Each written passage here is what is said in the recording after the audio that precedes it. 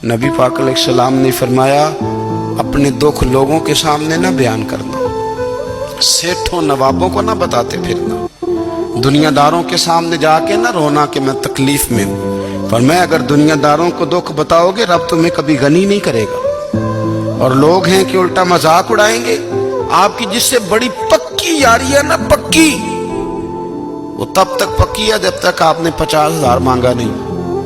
और जिस वक्त आपने कह दिया कि मैं मजबूर हूं मेरी मदद कर, तो फिर खत्म हो गई दोस्ती। लोगों के ताल्लुकात आपके साथ तब तक हैं जब तक आप उनसे कोई जरूरत वाबस्ता नहीं करते।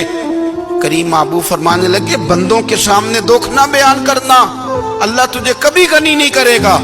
तू अपने दुख अपने रब को बता, तू दुआएं मांग, तू उसकी बारगाह में हाजिर हो, तू उसके हुजूर अर्ज कर।